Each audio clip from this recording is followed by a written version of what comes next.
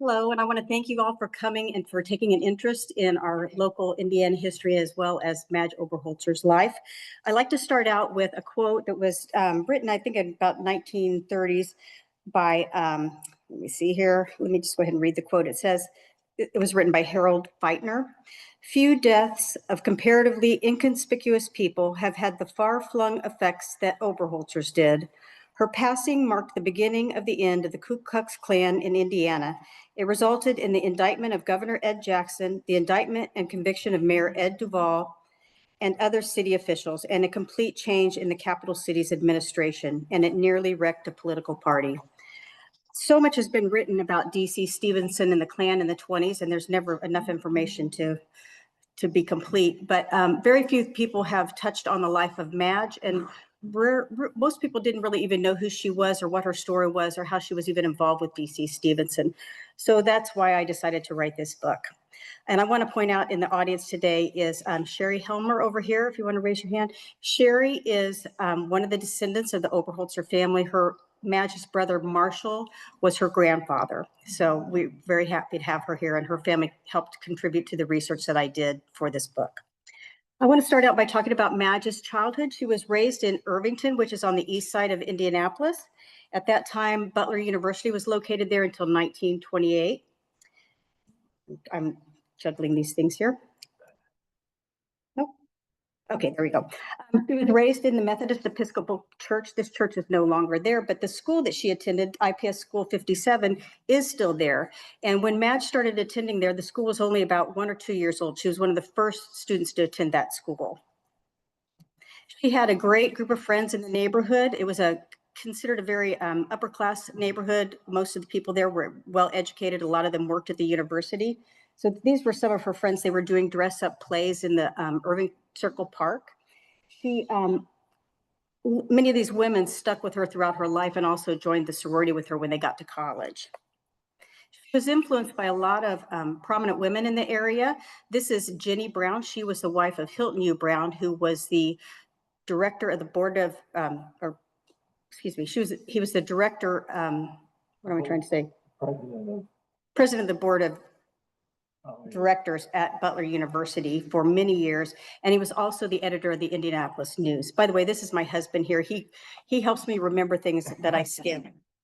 I'm getting older, so it's getting more difficult.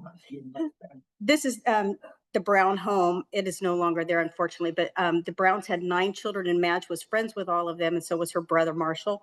And they often hung out at the house, swam in the creek near the home, and they were a very close group of friends. She was also influenced by Grace Julian Clark, who was a local suffragist. We do say suffragist in the United States. They say suffragettes in the United Kingdom, just as a footnote.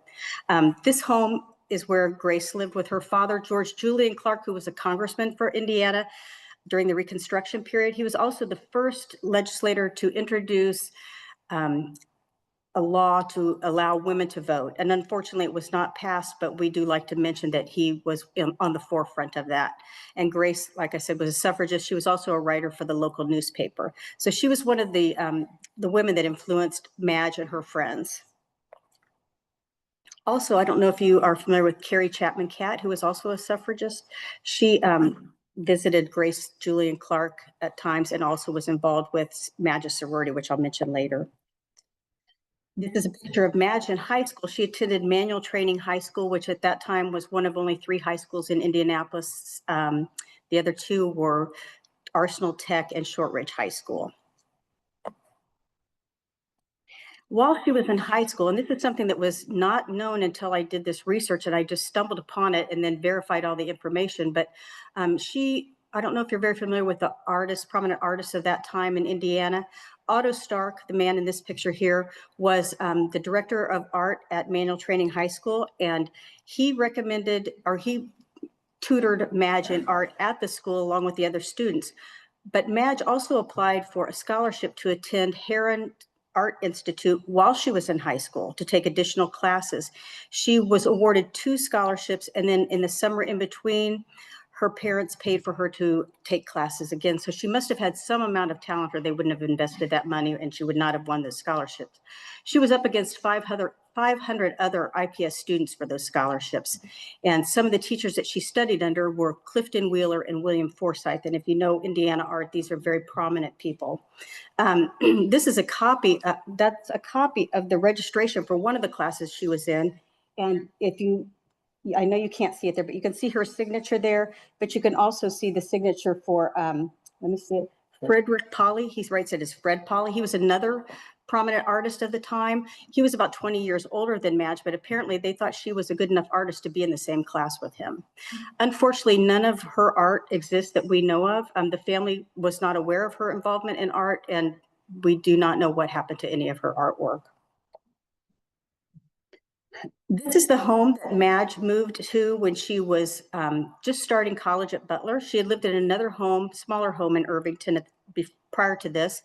And so when they moved to this house, it enabled her to entertain larger groups of people, which was something that she really enjoyed doing. She liked to throw showers for her friends. She had get-togethers for the faculty at Butler. She had get-togethers for her friends in college. And so she got quite a reputation for being an entertainer. She attended Butler College, which at the time, like I said, was in Irvington until about 1928. And these were the existing or the original buildings from the campus at about the same time.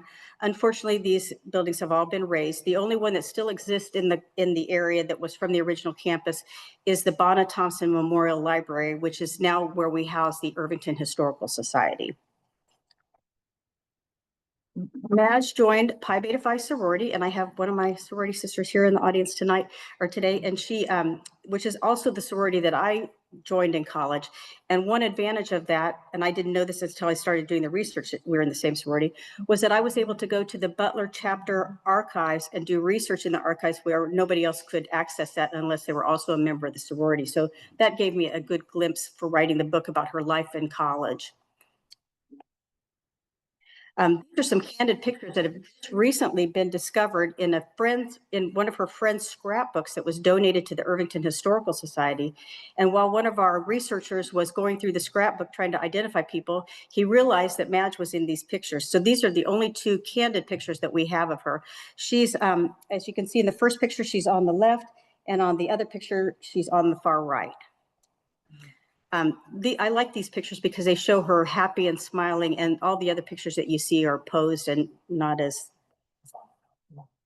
yeah, in the background. Yes, thank you, Ron. In the background, in this first picture, you can see the Bonna Thompson Library, which I referenced as where the Irvington Historical Society is now. And in the picture on the right, it's the Missions Building, which is also attached to Bonna and is still there as well. During her college years, about 1917, she decided to leave college before she graduated, and people ask if it was because of a financial situation or if there's some other reason. And what I have deduced is that because World War I had broken out and many men had been leaving their positions of work to go serve in the military, a teaching position opened up in Hagerstown, Indiana, and Madge left to go fill that position. It was a temporary position, and she knew that at the time, and again, here's the campus picture. You can see the campus buildings in the background. This is the student army. But Madge went to fill that position, and she was told, it was said that she was a teacher, but we do have some documentation that show that she signed, here's a diploma that she actually signed that someone also discovered recently, and she signed it under vice principal. So we don't know if she was actually a vice principal as well, maybe doing dual roles, or if maybe that was just the line that was available for her to sign as a teacher. We don't know. But still, this is a pretty rare find, and I was thrilled when somebody brought this to me.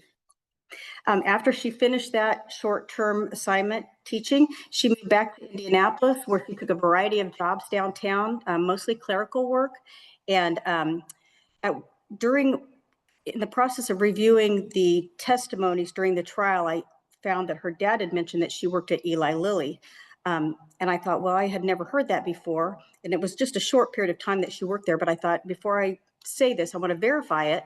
So I called the archives at Eli Lilly, and believe it or not, they still had record of her employment there, the department that she worked in, the date that she started, the date that she ended. So I can freely say that she did work there. And then I went back to the newspapers at that time and looked for different information about Eli Lilly at the time and found that this was an advertisement that was published in the newspaper shortly before she took that position. So I'm guessing that she may have been answering this specific ad when she took that job. I'm a little obsessed with research. I don't know if that's obvious here. My family feels like they've lived with Madge for several years now. And this is another picture that we came across, and Madge is in the light colored suit here. In the background, it's hard to see, but that is the Soldiers and Sailors Monument. So I'm assuming that this was taken sometime while she was working downtown with some of her co-workers or friends. While she was working downtown, she ended up taking a job at the Indiana State House in the Department of Education in a division called the Indiana Young People's Reading Circle.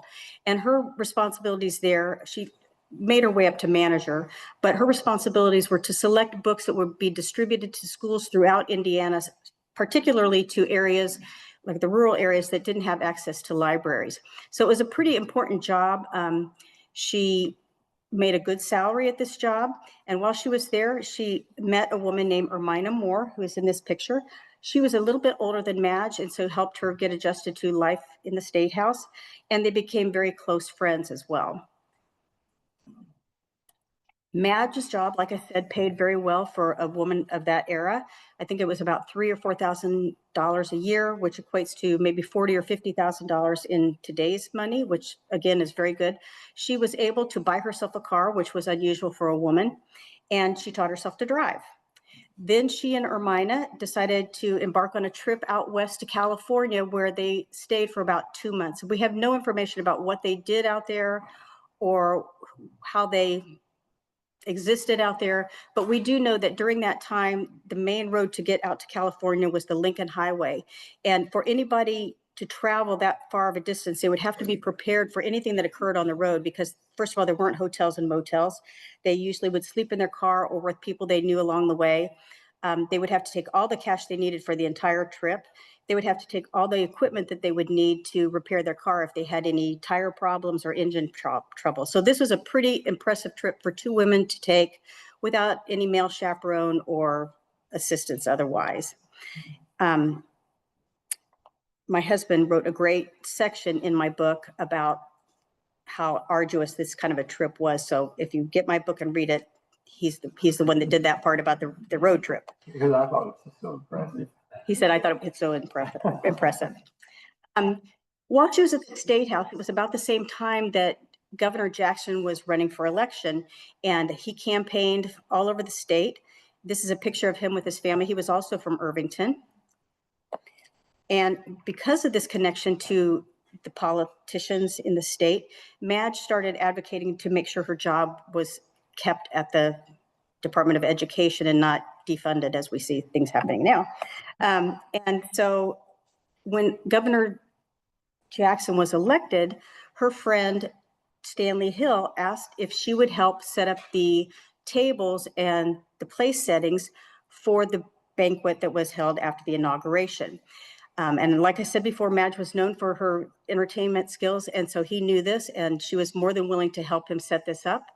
It was held at the Athletic Club. Usually the Republican Party held their activities at the Columbia Club, but at that time it was under renovation, and that's why they held it at the Athletic Club, which was kind of unusual.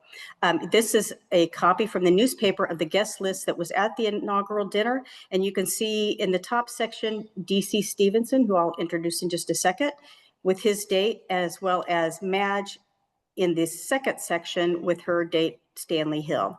He took her as his guest as a thank you for helping him set up all the arrangements for the banquet. Now let's talk a little bit about D.C. Stephenson. While they were at the inaugural dinner, Stanley Hill had arranged for them to sit at the same table because D.C. Stephenson was quite a big wig in Indiana at the time. He basically funded the campaign for Ed Jackson, gave him a car, gave him lots of money. And so he was a heavy hitter, and Stanley wanted to meet him. And that was the first time that Madge met Stephenson as well. In the court testimony, some people had indicated that Madge had met him before that, and maybe had even worked for Stephenson on the side, or had, met with him to discuss her job. We have no evidence of that at all, but we do have a testimony that she did just meet him for the first time at this banquet. One of her friends was also at the athletic club that night, not at the same event, but they just happened to run into each other in the ladies' room, and Madge had bragged to her that she had just met DC Stephenson. So that's how we know this is the first time that she had met him. Stephenson was an up-and-coming member of the Ku Klux Klan, and in that era, about 30 to 40% of white Protestant men in Indiana were members of the Klan. It was considered a civic organization. They really pushed the ideals of anti-immigration, pro-all-Americanism, 100% Americanism.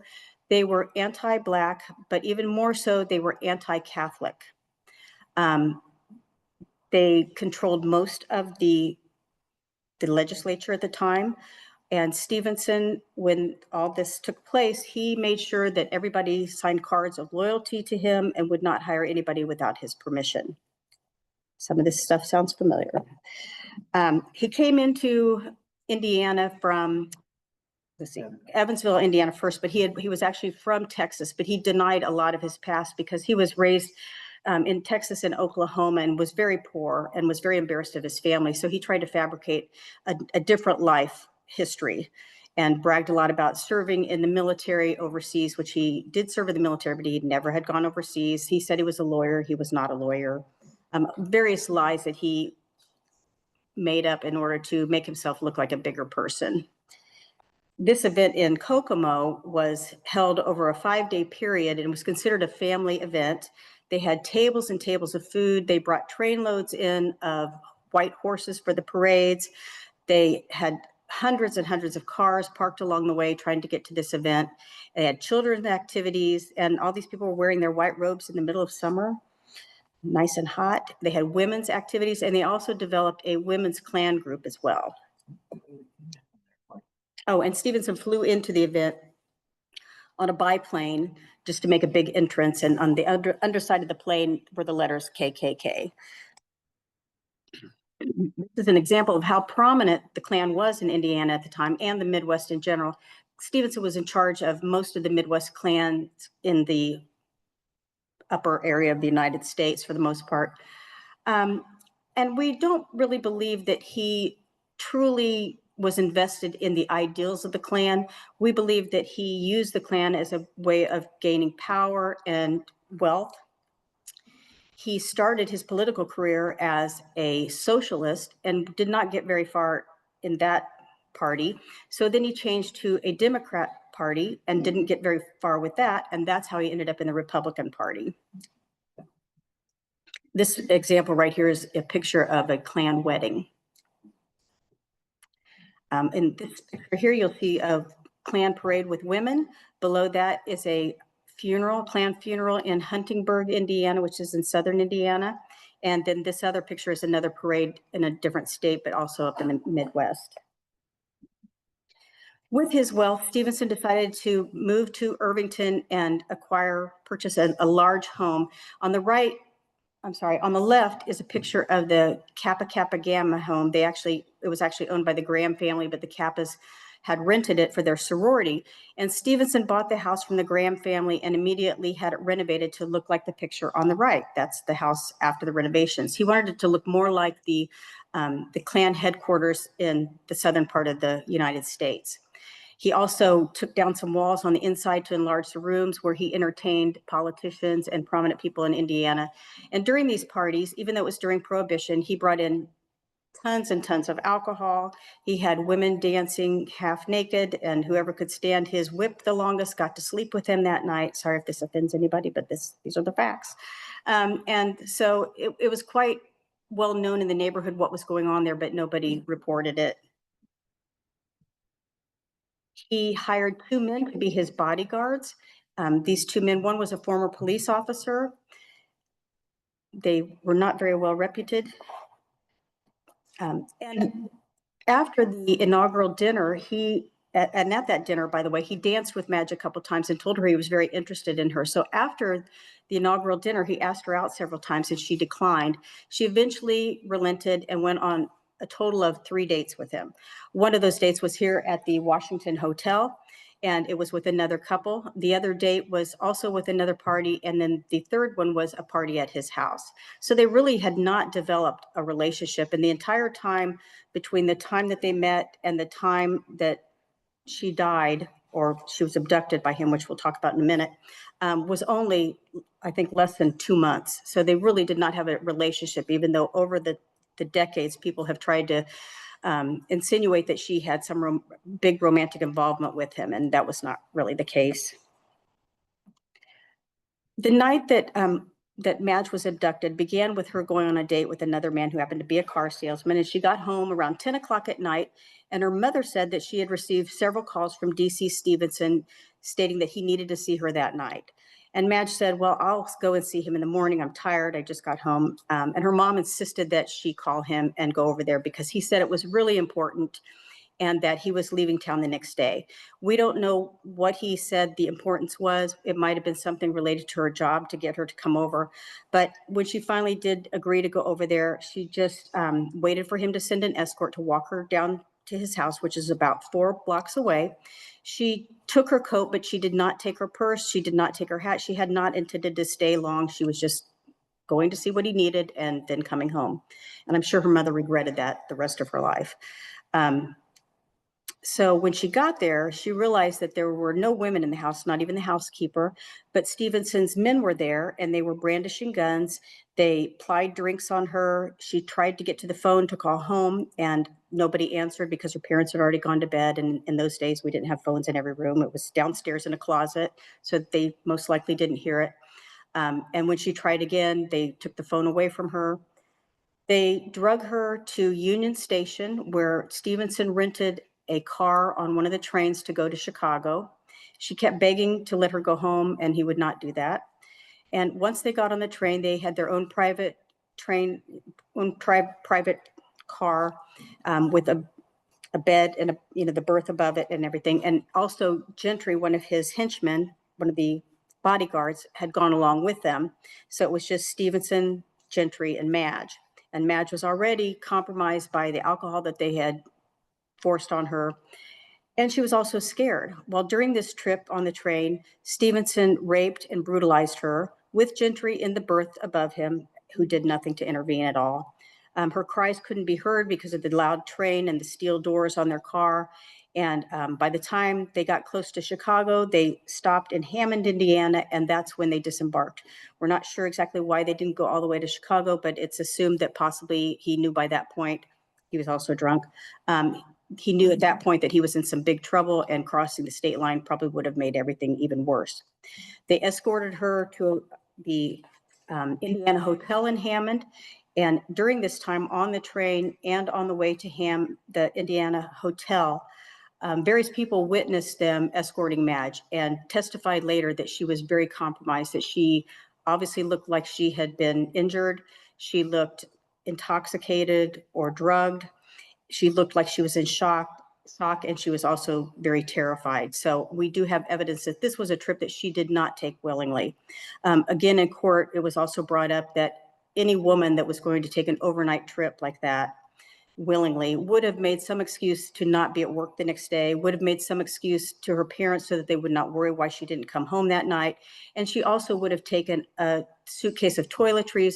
And in that particular time, she would have had a hat, and it would be considered very inappropriate to be in public without a hat. And that became an important part of the testimony later on, that she did not travel with a hat.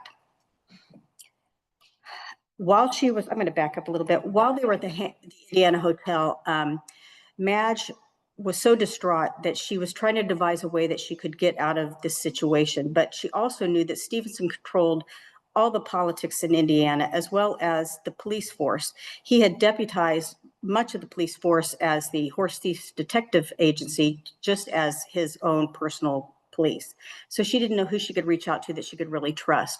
She decided instead that she was going to shoot herself. And when he was taking a nap, she took his gun out and stood in front of the mirror getting ready to shoot herself, and decided that it would bring too much shame on her family, so she didn't do it. And also at the same time, somebody was opening the door to come back into the room, one of his men, and so she abandoned that idea.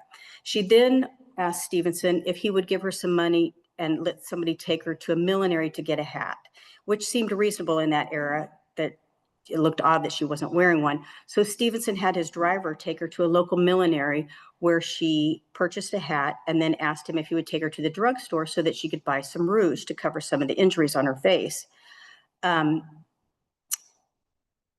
This became a critical point in the trial because people wondered why she had not asked for help in both of those locations. And again, I want to point out that she didn't know who she could trust at that time and who was in Stephenson's back pocket. But while she was in the drugstore getting the rouge, she actually bought a medication, a poison called mercury bichloride or bichloride of mercury. You've heard it both ways. And this was an antiseptic that was sold over the counter at the time, which people used to dilute and use for cleaning. It was also used to induce abortions, which is not what she bought it for. And that became another case in the whole, when he was trying to get paroled later on. But so she got back to the hotel, took 6 of these pills while he was asleep, and they were in adjoining rooms. She began vomiting violently, just nothing but blood. It was obvious it was corroding every organ in her body. And when the driver realized what she had done, he went back and told Stephenson, and Stephenson was very alarmed and said, we're going back to Indianapolis. So they drove all the way back to Indianapolis, because I know they had taken the train up, but the driver had come up later to pick them up. And all the way back to Indianapolis, she was writhing in pain. Stephenson and his buddy were drinking in the back seat of the car and refused to get her medical help. He did say at each town, we'll get you help at the next town if you marry me. And she refused to do it on at least 2 occasions. She refused to marry him, even though she knew it could save her life to do so. That's how principled she was. And she also, at that time, the reason he wanted to marry her was not because he loved her, but because it was a self-protection type. You couldn't be required to testify against your spouse at that time. I don't know if that's still true or not. When they got back to Indianapolis, they drove up his driveway, and he put her in the upstairs apartment of his garage overnight, would not let her go home, even though she was still deathly ill.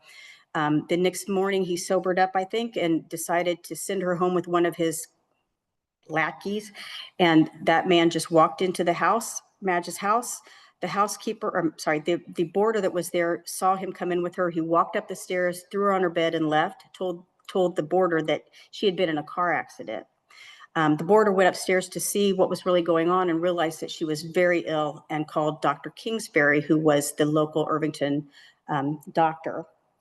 And when he got there and examined her, he realized that she had not been in a car accident, that it was something much more serious. Pardon me? Oh, at this time, her parents were not home because they were out looking for her. They had been positioning themselves at various train depots to see if she would come in on the train, because he had sent a message overnight saying, oh, I'm fine, I'll be back tomorrow. I mean, and they knew that that was not correct. She would not have done something like that. This is a picture of Dr. Kingsbury. He was very well known in Irvington. He had gone to Butler University himself and had also played every minute of every football game all 4 years of his college career. So he was quite the local hero, in addition to being a well-respected doctor. Dr. Kingsbury examined Madge, and this is actually an image that I had drawn and labeled based on information from the trial, as well as information from the nursing notes and the autopsy. These were, and I know this is difficult to see from where you're sitting, but these are all the injuries that had been inflicted on Madge during his assault, and also as a result of having taken the poison. Most of the focus at the time was trying to get her kidney function back to normal, because the poison had really wreaked havoc on her organs. And for that reason, when she was dying, they thought that she was dying from the poison, but they found out otherwise later. And I'll talk a little bit about that when I get to the trial. I want to point out too that people wonder, how did Stephenson get all this popularity? He was very charismatic. And they talked about him being attractive, which I don't see it at all. He had at all. And it gets worse when you see his pictures of prison. But he had thinning hair. He was pudgy, short. Not that any of those things are bad, but in combination on him, not a good look. And he had a history of abusing women as well. But the difference was, These women had never come forward, and you'll see later on in this story that Madge had the courage to do that. The family attorney, Asa Smith, got involved with the case when the family contacted him and told them that Madge had relayed to the doctor that she had been attacked by Stephenson. And knowing that he was such a prominent figure in Indiana politics at the time, this was a big thing, and they knew they needed to get an attorney involved. They initially brought him to, arrested him, trying to make some kind of a settlement before it went to trial so that it would save Madge the embarrassment. But when it became obvious that she was not going to survive, Asa Smith and Ermina, her friend, knew that they had to get some form of testimony from Madge in order to bring DC Stephenson to trial. And so for several days while she was still conscious, Asa and Ermina sat at the bedside recording everything that Madge said about the incident and what had transpired. In this particular copy, you can see some areas where words have been stricken and rewritten, and that's because they went back to Madge several times and had her revise things so that it would actually be her words and exactly how she said them, not just their interpretation of her story. This picture on the right is purported to be a deathbed picture. We don't have verification of that. The man that does ghost tours in Irvington was given this picture several years ago by someone who had, I guess, grown up with Madge or lived in the vicinity. He failed to get her name, unfortunately, so we can't verify it. So I always give that disclaimer when I use this picture. So Stephenson was arrested, and when it became clear that she was going to die, the local news really took hold of the story, and the story went across the United States. This is something that the Oberholtzer family was surprised to find out, that this story was being covered all over the United States and in some countries in Europe. Big newspapers like the Chicago Tribune sent reporters down, and several reporters parked outside the Oberholtzer home waiting for news of her death as well. Everybody wanted the first scoop. When she died, they had the funeral at her home in Irvington, and you can see these are some of the people that attended. One thing, a couple of these pictures were in the newspaper at that time, but there were other pictures related to the funeral that had never been seen by the public, like this one. And these were compliments of the Oberholtzer descendants that gave me access to these pictures, and they're now housed in the Irvington Historical Society. The Butler Collegian and all the Butler representatives, faculty, her friends from the sorority all stood behind her and vouched for her reputation and said that she would never have willingly gone on a trip like this, that she was a good girl. There was no question whatsoever when you go back to the primary resources that she had a fine reputation. And over the decades, unfortunately, some of that has changed and people have tried to smear her reputation to explain why she might have been with Stephenson in the first place. I did meet one man who was giving a presentation about DC Stephenson and Madge several years ago, and he mentioned that his mother, this was an older gentleman, he mentioned that his mother had been at Butler at the same time, and that she had said that Madge was not quite a good girl that she said she was. So I questioned him and I said, well, was your mother in the same sorority with Madge? No. Well, was she in the same class with Madge? No. Did she ever meet Madge? No. So I discredited that. And like I said, everything was covered in the newspaper at the time, and you can see they didn't have as many photographs back then in the papers, but they did have people who did courtroom sketching, and you can see here Marshall's on the right at the bottom, and Madge's mother's in the middle, and Marshall, her brother, is to the left, and then other people in the crowd. But some of these illustrations are very interesting, and they're wonderful examples of the fashions of the time and the courtroom settings. They moved the trial up to Noblesville because there was so much concern of him getting a fair trial in Indianapolis. And they picked the jury from several Noblesville farmers, some of which were in the Klan at the time. And when asked about that, when Prosecutor Ramey here, who they called the boy prosecutor because he looked so young, he indicated that yes, they might be Klansmen, but they don't believe in murder. At the time, women had already gotten the right to vote, and so they were entitled to be on juries. However, they were not called to interview for the jury, and none of them were selected. And the excuse that the the city said was because they didn't have accommodations for them in the courthouse, like a bathroom. But then they were able to change one of the rooms into a press room. So obviously, if they had wanted women on the jury or felt motivated enough, they would have accommodated the women by putting in a bathroom. Almost every day of the trial, Madge's family was there, and also her sorority sisters were in the courtroom. This is a beautiful image of them, but that's her sister-in-law with the next to her mother. Here's another example of some of the news that was being covered. And at this time, you can see that Stephenson's reputation as a big leader in the community in the Midwest was starting to falter. They're comparing him here to Napoleon, and people were starting to hear the truth about what kind of a life he was leading behind the scenes. He was professing to be this Christian. He would go into churches and speak and give memberships to the clergy, and then the clergy in turn would get people to sign up for the Klan. But they were starting to get the truth now, and so tide was turning, and people were starting to abandon their memberships and not talk about being members anymore. These are some of the witnesses for the state, and as you can see, at least two of these are African-American individuals. And so it took a lot of courage in that era to come and testify against D.C. Stephenson. They came down from Chicago. They were porters on the train. They worked in the hotels. These were people that had meager incomes, and they were not given money in order to testify. They were not given per diems or anything like that. They had to come down and testify at their own expense. So I really commend them. And I would really, if I ever research anything again related to this, this is the group that I would like to know more about and to know how their testimonies affected their lives, and if their children and descendants even know what a major part they played in this trial. Stephenson was eventually found guilty of second-degree murder, and the reason it was second-degree murder and not suicide from the poison is because they found during the autopsy, and this is a huge point that people often don't know and don't realize, is that Madge actually died. Her kidney function was almost back to 100% normal function by the time she died. However, she had a raging infection throughout her body, something we would call sepsis now, and it was caused by one of the bite wounds that Stephenson had inflicted on her breast. And that's how they got him for second-degree murder. And that's an important thing I always like to emphasize, because people still think that she died from suicide, which she did not.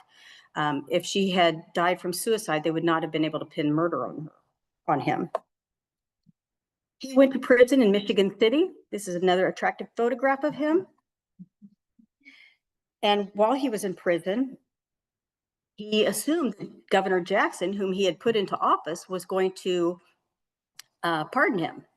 And when that didn't happen after a few years, he decided that he was going to call in all his bets, and he told the prosecutors where they could find all the pledge cards that he had gotten from all his people in town and Jackson, and all the blackmail information that he had about them. And the prosecution went and got these black boxes and exposed all the criminal activity that was taking place behind the scenes in the Indiana government. That's when Ed Jackson was brought down. Unfortunately, he wasn't prosecuted soon enough to take him out of office and send him to jail. He ended up fulfilling his whole term, but after that, he moved up to the Castleton area to farm, and that was when there was farmland up there. And he never entered politics again, and he lost favor with the Indiana public. Mayor Ed Duvall completely lost his office, and I believe he might have even served some time. The Indianapolis Times at that point had been following this case very closely and also did a lot of undercover work exposing the Klan activities that were going on. And as a result, they ended up getting a Pulitzer Prize. And then I want to point out, as you can see, the Klan started declining rapidly in Indiana. It went from several 100,000 members to about 3,000 members in a short amount of time. People started burning their uniforms in the backyard to hide their involvement with the Klan.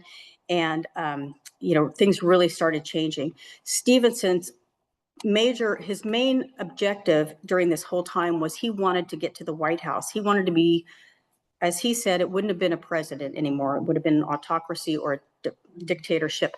But because of this decline and because of Madge's deathbed statement, which was allowed into the courts, he was no longer able to reach the White House. So you can see that her testimony alone changed politics in the United States, and maybe even changed our entire government structure because of that.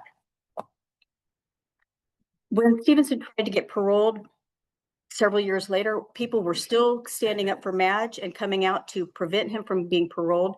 He tried to say that he was a political prisoner, and he did serve more time for second-degree murder in Indiana than anybody else had at that point in time. But it was not considered, he was not a political prisoner. People wrote letters to make sure he stayed in jail, and for the most part he did. But then, Madge's mother and brother continued to go to the parole hearings to plead to keep him in prison.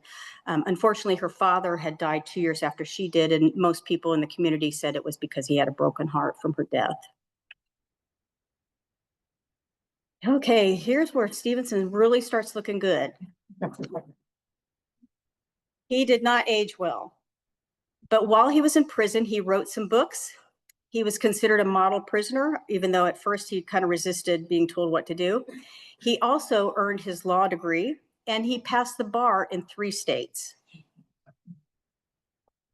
And he decided he was going to be his own attorney at his parole hearings. But in 1950, he was finally paroled. I didn't give you a lot of information about his other personal relationships, but he did have a daughter that he had left as an infant. And when he was paroled, he moved in with her for a short amount of time, even though they really didn't even know each other. And that did not work out well. And he ended up moving, but did not inform the parole board of where he was going, which was a violation of his parole. And so he was put back in prison within a few months. There he is, rearrested in 1950. If you see the man on his left, I'm not sure if that's an intentional gesture that he's making, or if that was just how he scratched his nose. So he was rearrested in 1950. He then got paroled again in 1956 after serving 31 years in prison. He was up in, I believe it was Minnesota or Wisconsin, I can't remember off the top of my head, but while he was up there, he tried to abduct a 16-year-old girl on the sidewalk or get her in his car. He was arrested again and told that he had to pay, I think it was a $300 fine, and never returned to the state. Back then, they didn't take these kinds of crimes very seriously. So from there, he moved to Seymour, Indiana, and married a woman that had helped smuggle letters in and out of the prison for him. That didn't last either. That was about his 4th marriage. And then he moved down to Tennessee, where he married another woman who later claimed that she knew nothing about his past. He died while bringing groceries in to the house. He had a heart attack on the driveway, and was buried in a military cemetery in Tennessee, which they later stated that if they had known that he had been convicted of this kind of a crime, he never would have had the privilege of being buried in a military cemetery. At this point, I'd like to point out some of the things that occurred as a result of this trial and because of Madge's bravery and her testimony. Her autopsy was the first autopsy entered as evidence in court in the state of Indiana. Some of the other states were already allowing autopsies, but hers was the first in Indiana from everything that I've read. And that was a pretty big deal, because if it hadn't been for the autopsy report proving that she had died of an infection, he would not have been sent to prison. There was a legal precedent set about her dying declaration being accepted into court as an exception to the hearsay law, which is also a major turn of protocol in legal rooms, I guess. And then also a change in regulation of the bichloride of mercury poison. At the time that she bought it, you could buy it over the counter, but because of this and realizing how dangerous it could be, they changed the format of the pill to make it look like shaped like a coffin. The pills were shaped like coffins, and they were also requiring from then on that they had to have a prescription in order to access that drug. Madge was one of the earliest people here in Indiana that spoke truth to power. And as you can see, her testimony changed everything in Indiana as far as our political situation. Her trial and the cross-examinations were studied in law schools for several decades. I believe that, Sherry, didn't you tell me that your son-in-law had? He was in law school. I'm going to repeat what she says. Her son-in-law was in her son-in-law was in law school, and they studied this trial and printed the documents from the trial that Sherry still has. So it was still very, the testimonies, the cross-examinations were still relevant even decades later. And then also, I just want to reemphasize again that her testimony altered the course of politics in Indiana and the United States. And you can see the little newspaper clipping that says Stephenson's fall blots out dreams of U.S. presidency. Madge is buried on East Washington Street, and with her father, her mother, and her brother. I don't know why her sister-in-law wasn't buried there, but anyway, and you can still see it. It's close to the entrance of the cemetery because the cemetery was still fairly new at the time. So she was one of the earlier graves that's out there, and I have visited it many times. Right now, I'd like to open it up for some questions if anybody has any. And I will repeat the questions so that the people that are on Zoom can also hear them too. How many of you, I'm just curious, how many of you had heard anything about, I mean, obviously I want to also back up and mention, I know most of you are familiar with the Pulitzer Prize winning book, Fever in the Heartland, that also discussed this story in the Klan in the Midwest. And Tim Egan also used a lot of my research for his book. And so it was really nice to see that it brought such a great attention back to Madge. And I think it's really important that we not only study the villains in history, but also those are not as well known like Madge and their contribution to our country.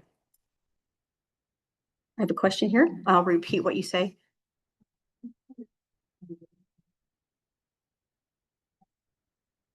I'm just wondering why it hasn't been burned down, just so disgraceful, like. She's asking if somebody still lives in the DC Stephenson house in Irvington. And yes, it is privately owned. It changed hands several times after that. It became a rental at one time. It became a tea room at one time.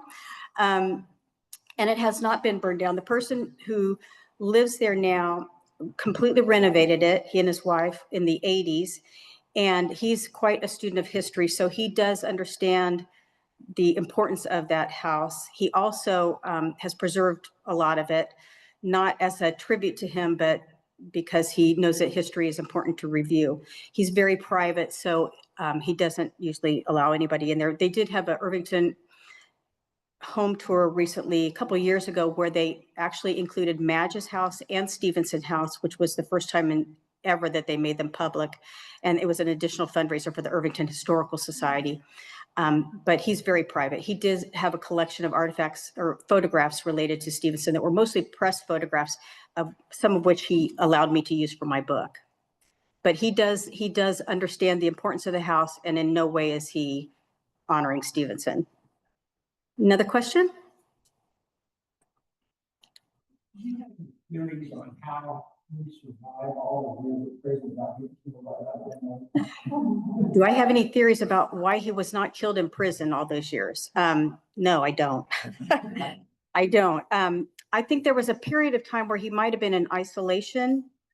And also another theory I have is that possibly because he was so charismatic, I wouldn't be surprised if he was able to win people over to his side in prison and plead that he was a victim. You know, he claimed he was a political prisoner. He claimed that he was innocent. And I'm sure, being the talker that he was, he could have convinced several people to believe him. I mean, we've seen politicians, even in today's time, that can do outrageous things and still convince people that they did nothing wrong. And he was no different. He was no different. He was very charismatic. Oh, yes. There was one reporter in the 1950s, a woman that interviewed him, and I had posted an opinion on an Indiana history post, and she had said, oh, well, I interviewed him in the 50s, and I found him to be a very wonderful, kind man, and blah, blah, blah, blah. And I thought, he was still able to convince this female reporter that he was innocent and that he had been wronged and that, you know, he was such a kind man. So that's the only thing I can think of as to why he was not brutalized or murdered in prison. What was the age difference between Madge and DC? What was the age difference between Madge and DC Stephenson? Well, they referred to DC Stephenson as the old man. That's what his crowd called him. He was only, I think, 4 years. 33. He was 33 and Madge was 28 at the time. So there wasn't a big age difference. although he looked quite a bit older. And like I said, they referred to him as an old man because he was in charge of everything and also had this, older look to him. Another question? Back in the back?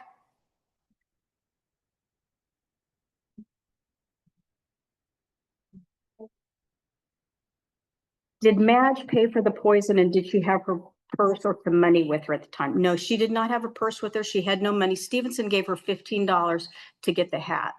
And the hat, I believe in court testimonies, I think cost $12.50 or something like that. So she did have a little money left over from the hat to buy the poison. That's a good question. I've never had that question before, but that's a good question. You indicated that she had an effect on the Ku Klux Klan. What's happened to the Klan after the period? Madge had an effect on the downfall of the Ku Klux Klan, and what has happened to the Klan since that period of time? Well, if you review history related to the Klan, there were actually 3 periods of the Klan. The first one was during the Reconstruction period after the Civil War. The next phase was in the 20s when it became so prominent in the Midwest and actually throughout the country. The third reincarnation of the Klan, I would say, was probably during the 60s and 70s, again, related to civil rights protesting and things like that. The Klan is still around. I don't, back in the time that Madge was alive, the Klan was mostly populated by doctors, lawyers, prominent businessmen. Like I said, it was considered a civic organization. I think we could all agree that the Klan that we see now is not of that same ilk. And so I think that's why they're not organizing as well as they did during that period of time, but they are still around. Even as late as the last couple of years, I've heard stories about Klan literature being distributed on college campuses. So unfortunately, and quite honestly, the Klan mentality, I think, is still around. It's just going under different names now, white nationalism, things like that. So the Klan, like I said, the Klan mentality is still around. It just may be called something different now. Yes?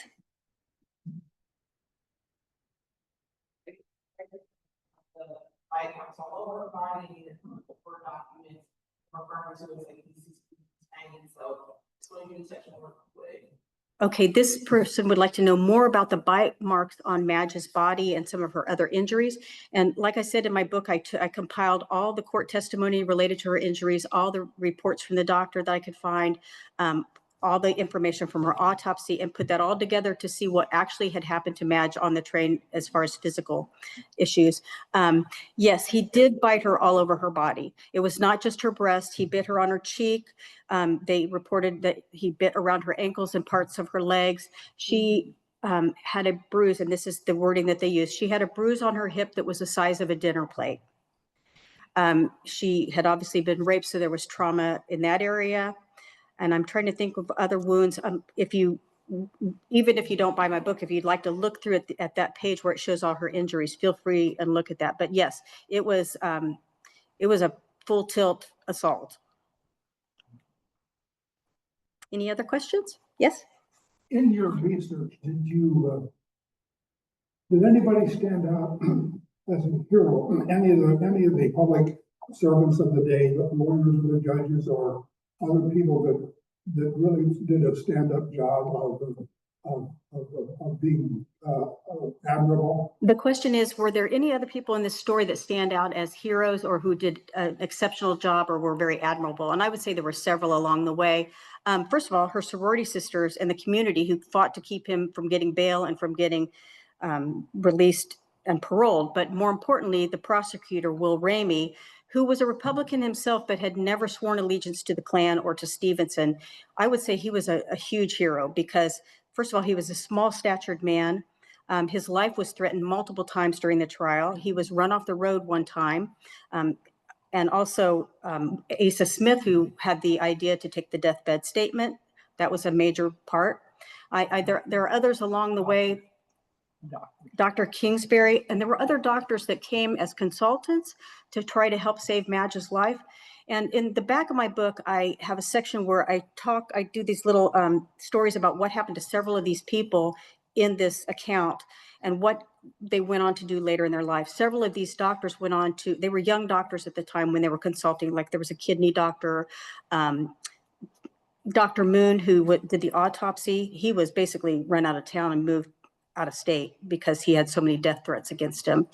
But that's one of my favorite parts of the book because it tells what happened to some of these people. One of the doctors who was focused on her kidneys went on to develop the diet. He was one of the first people to use insulin and worked with Eli Lilly and developed the diabetes clinic and unit at Methodist Hospital, which is still in existence, and a diabetes camp for children.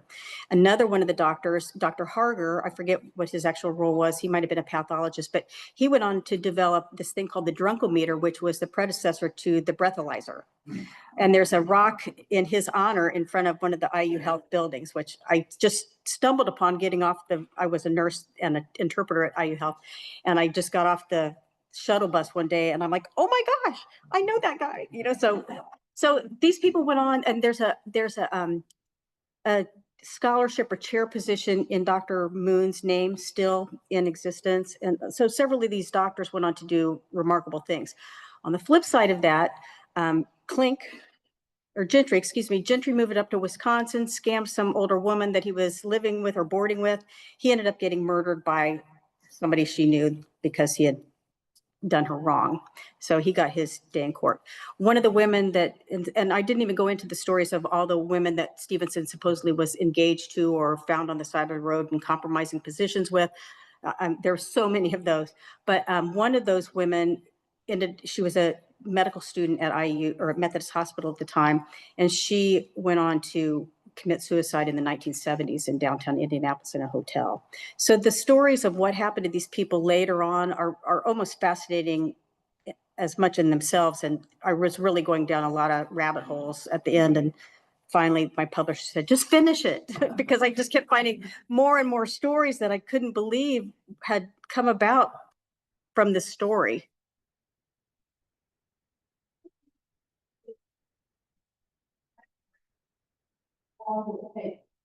How did I decide to write about this, and how long did it take me? Well, I live in Irvington, so of course I had heard whisperings of this story for many years.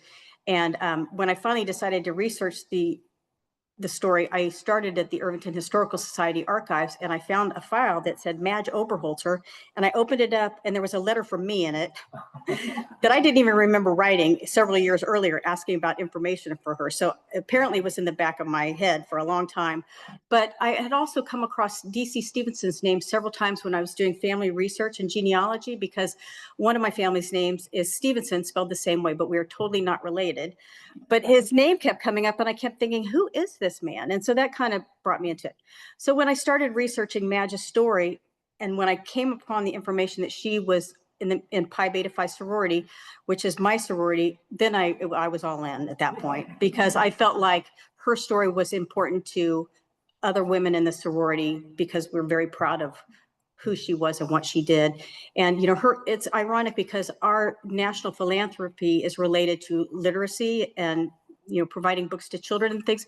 And I found it interesting that Madge, that was her profession, was providing books to children. And so I thought that was an interesting coincidence. I don't know that there's a connection between that. I don't really think there is, but I just thought we had shared goals and shared ideals. So that made me even more interested. And the fact that I could get information about her that other people couldn't access, I felt privileged to do that. And of course, there's some things, because in most sororities, they have things that they keep within their group that I couldn't share, but it was just really neat to see her signature on things. And it took me 4 years to write it.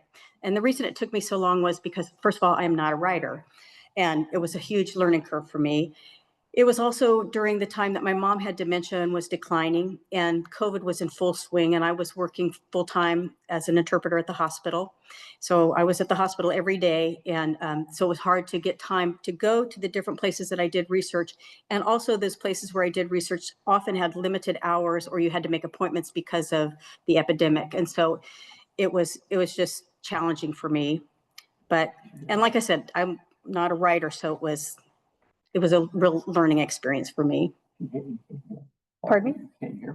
Yeah, I came here several times. I'm familiar with this building. I'm sorry? Stevenson's driver is another side story that is kind of fascinating. He immigrated from, I believe it was England through Canada and came here as a child, about 3 years old, I think. He was originally from Ohio, Dayton area, I believe. And so he was very young when he was his driver. He was like 18 or so.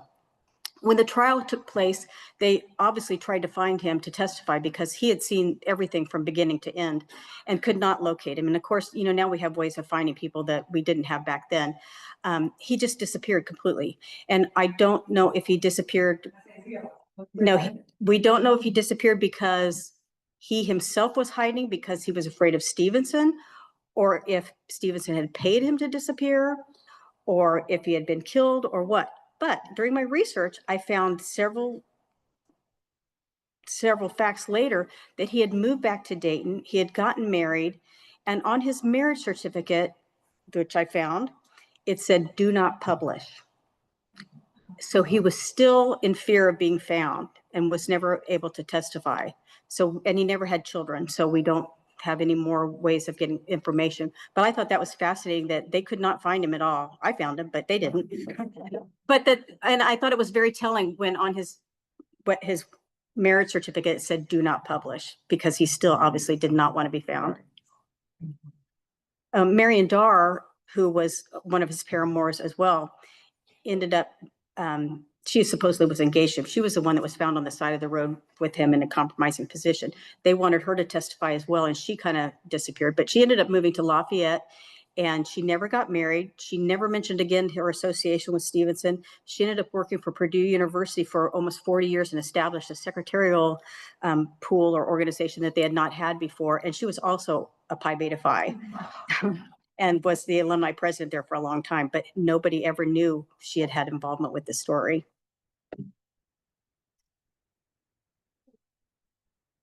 Okay, we have an online question.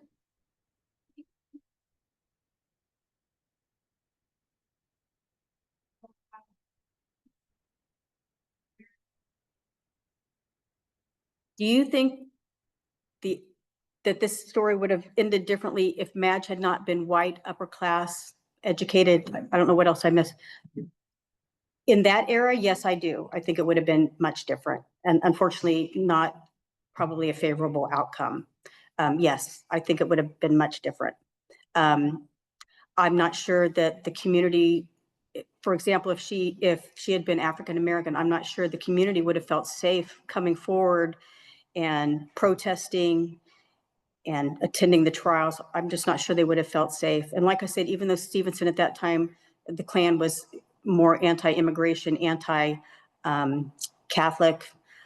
they still were very anti-Black as well, so anti-minority. And during Stephenson's time, that's when they established Crispus Attucks High School for Black students because they wanted to segregate them, and that was all at the doing of the Klan.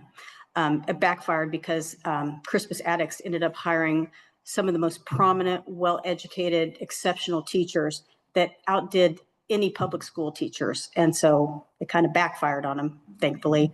But unfortunately, yes, I do think that the trial would have had a different outcome.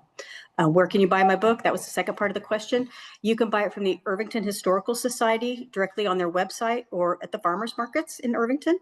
You can also buy it on Amazon in the Kindle version or the paperback, and you can get it at other different locations like the Indiana Historical Society carries it as well in their gift shop.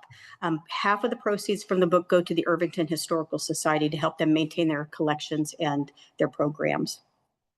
And you can shop the Irvington Farmers Market. Yes, yes, the Irvington Farmers Market is tomorrow, and I do have books here today that I'm more than happy to sign and sell to you. Yes. You might probably know the law. Proxy lines, the penalties increase. It was around the time that this was happening, but this one sounds like you knew that. So I feel like The question is, were there laws at that time that would increase the penalties for crossing the state lines after committing a crime? Is that correct? And did Stephenson know that? Yeah. o'clock at night, do this to Madge. There have been other people that he did this to. And she wants to know if there were other people that he had victimized in his history, and assuming that this couldn't have been the first time that he did this. He did, and in my book, there's a lot more details of women that he had assaulted, and he did have a history of biting women as well. He had tried to rape a manicurist in Ohio. He had tried to rape a woman at his lakeside home in Ohio.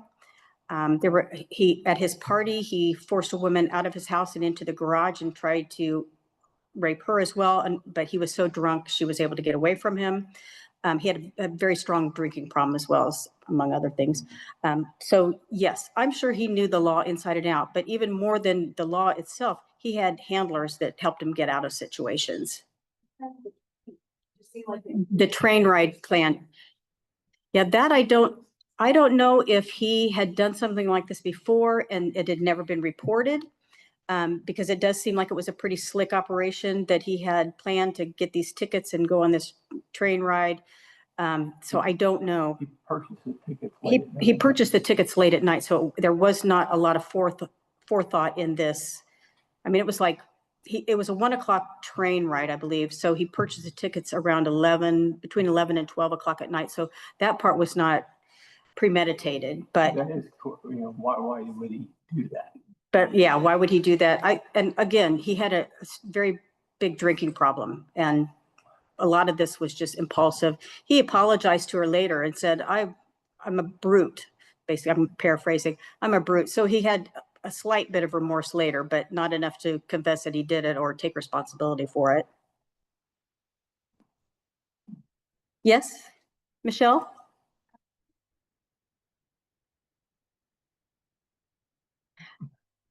Talk about some of my most interesting sources used. Well, my favorite source, of course, was the Oberholtzer family themselves. And unfortunately, they did not have a great deal of information because Madge's brother, Marshall, and correct me if I misspeak, Marshall, her brother, was understandably traumatized over the years about this and very angry as well. And his children did know the story, but not in great detail. And I think they learned it mostly from their mother and not from Marshall directly. So when the grandchildren came along, there was even less information to share. And by that time, well, Madge's mother was still alive when Sherry was very young, her granddaughter here. And she remembers some situations where her grandfather was angry or not himself and questioned her mother about why he was acting that way. And she mentioned basically that he was going back to the parole board to fight these things. But aside from those kinds of situations, it wasn't really discussed that much in the family because there was so much heartbreak around it. In the 1960s, a book came out by, I think his last name was Leibowitz, and it was about, I think it's called My Indiana, and one of the chapters was about this incident, and that was the first time it had been written in a narrative form about this crime. And Marshall purchased that book and inscribed it to 3 of his grandchildren and just gave them the book, but never discussed it. And that's how they found out about it. Is that correct, Sherry? And she still has the book that her grandfather gave her, but that's why they did not know a lot about the story themselves, because it was too hard to talk about. So that was one of my favorite sources.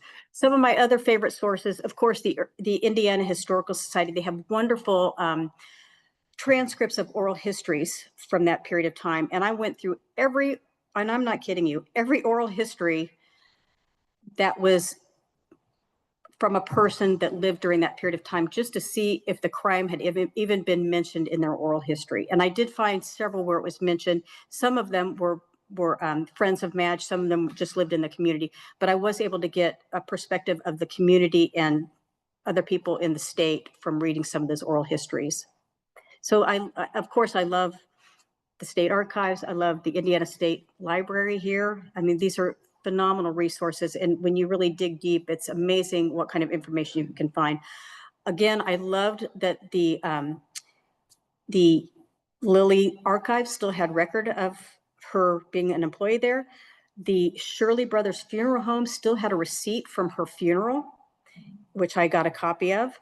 And Heron Art Institute still had her class registration. So it was just shocking to me that some of these, first of all, it enabled me to really verify the information that I was repeating, but it was just so shocking to me that these documents still existed. And a lot of these people didn't even know who she was. They were asking me why I was asking for this information.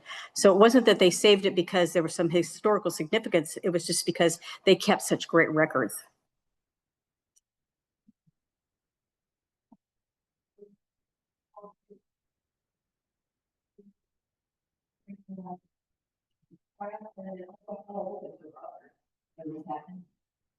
Okay, did they show photographs of her wounds during the trial and how old was her brother? Marshall was 2 years older than Madge, is that correct? Or 1 year, about a year old?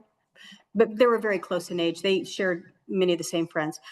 No photographs were shown in the trial that I'm aware of. And quite honestly, the trial transcript went missing in the 1960s. Nobody knows what happened to it. And so my recreation of the trial transcript or any comments I make about the trial transcript in my book were because I used, I went through every single newspaper or every day of the trial in at least three different newspapers, the Chicago Tribune, the Noblesville paper, and actually multiple Indianapolis newspapers to compile a true picture of what was happening in the trial each day. There were no photographs taken of her wounds that I'm aware of. However, there were, at her autopsy, there were photographers from the Indianapolis, couple of the newspapers. And that was a source of great irritation with the doctors that worked on her case because they thought it was a violation of her privacy, that in her death, this coroner allowed these photographers and reporters into the autopsy. And it really was a violation of privacy. The family had not been asked if they could do that.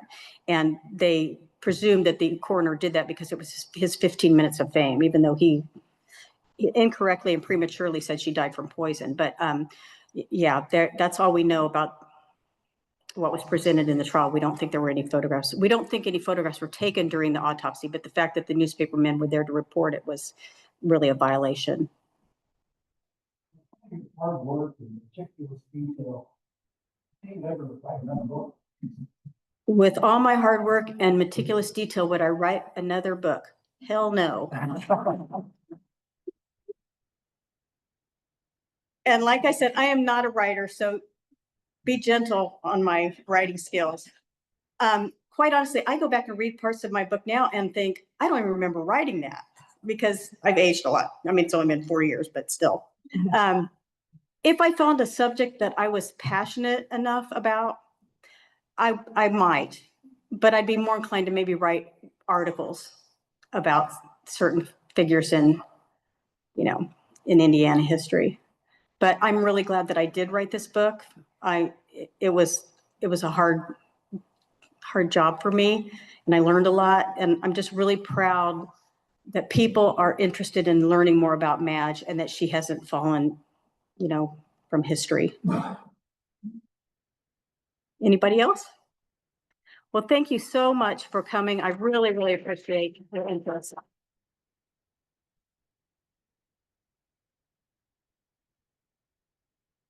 I'll be in the back to sign books if you're interested, if you brought your own, or if you want to get a copy, or if you just want to ask some more questions. I do have some artifacts in the back, some of which were used in the book, and some are just other random things related to the Klan and DC Stephenson. Thank you again.